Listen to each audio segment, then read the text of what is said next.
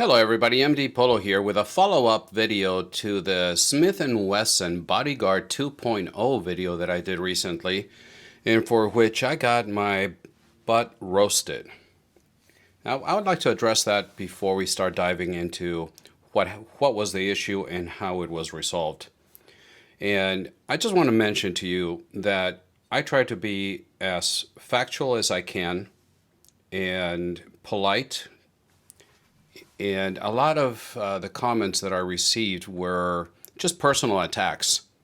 And that's something that I'm not going to tolerate on the channel. If you believe that I'm not providing the honest content in my personal experience, then go watch somebody else. Okay, I really don't care. I do this for fun. I do this because of my love of firearms, and I'd like to share that with y'all. I'm not sponsored by anybody. I am not paid to give you reviews, with a couple of exceptions, and I've disclosed them. Friends have lent me guns to the channel, or the attic has sent me a Phoenix here and there to review, and I send them back. But I disclose everything. And a lot of the people you've been watching are paid to do the reviews. They're paid by the gun manufacturers. A lot of this, you notice that they all the videos uploaded at the same time, and they say Smith & Wesson sent this for us to review. Thank you, Smith & Wesson. Well, they had to sign a 4 or 5 page agreement in order to receive the handgun to do the video. So, anyway, I'm documenting what happened to my gun, and it's a sample of one. But if you read the comments, you'll see that there's quite a few people saying, mine is doing the same thing. Mine is doing the same thing. Thank you for giving us an honest review. So if you're going to come at me with personal attacks, I'm just going to ban you from the channel and go somewhere else. All right, so with that out of the way, what was going on is the 12-round mags is the one that I was having issues with. And it's a 12-round mag, as it says right there, but I could not load more than 2 rounds. Whenever I tried loading the 3rd round, it would just not go. I could sit on the mag loader. I got the Uplula and it would not go. Okay, so that was one issue. The 10-round mag worked perfectly. So here's the 10-rounder, 0 issues with it whatsoever. And since we're talking about issues, I also haven't had any mechanical issues as far as firing with this handgun. It's eaten everything I give it, even regular range ammo, self-defense ammo, no problems whatsoever. The problem has been with the magazines having an issue, and the guide rod, the recoil spring, I'm sorry, and we'll talk about that in a second. But what was happening, I called Smith & Wesson. They sent me another 12-round mag, because they come with one 12 and one 10, and they were very non-caring about my issue. I spoke to 2 people. Both of them were like, yeah, okay, whatever. What's your address? Give me a name and address, and I'll send you a new guide rod, and I'll send you a new magazine. The magazine arrived within 2 days by FedEx, and I'm still waiting on the guide rod. They told me it was going to be about 2 weeks. But so this is the new mag, and the problem is that the issue that this one was having with only loading 2 rounds and nothing else, the new one they send me had exactly the same issue. Okay, so I shoot mostly at Range USA in Carmel, Indiana, as I mentioned almost on every video. And the range officer there, Jeff, he is also an armor. And we started looking at it together, and he said, oh, I think I know what it is. And on the 12-rounder, as well as on the 10, but on the 12, you've got this cutout here, right? So what was happening is the follower, as you can see there, it's already been cut. The follower, come on, focus. There it is. You see where I'm pointing right now? It had a bit of a horn that was protruding to about here.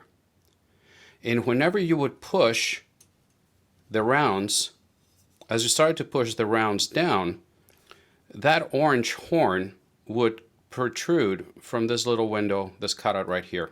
So it would come through here and get stuck right there. And that's why it wasn't loading any more rounds. So took a nail clipper and just chopped it from about here. Come on, focus. From about here to about there. I took about that much off it. And now 0 issues at all. So if you're having problems with your 12 round mag, just all you have to do is just take it apart. And it fits right there. It's always challenging to do this on camera. And it goes like that. And then just put the top. And your mag is put back together. And the nice thing about the way they did the design, when you push on that little tab and slide this out, it's got another plate underneath it, so the spring is not going to go flying out. So now I got the two 12 rounders that work just fine, and the 10 rounder that had never had an issue. But that's all it was. Just take a nail clipper, clip that little side, and you're done. Now the other issue was with a guide rod. And the guide rod, it was not compressing at all. I mean, not even a hint of compressing. And I could not put it back to reassemble the gun. I mean, again, no matter how hard we tried, Jeff and I tried, we could not get it to work. And the issue is, if the focus is catching, you see the end of the recoil spring that is right there? Maybe now it'll look better. If you see that. So this little tip that is the end of the recoil spring was actually overlapping up here. And I've heard that that's happening to a lot of them. So the recoil spring ends right there. And that tip is the one that was overlapping right up here. And that's why it would not go in, and that's why it was not compressing.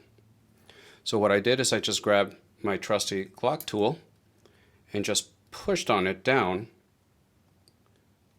until it snapped and it was actually underneath that little lip.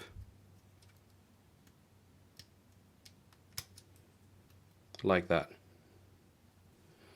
And then it goes in. And now it's in. See that?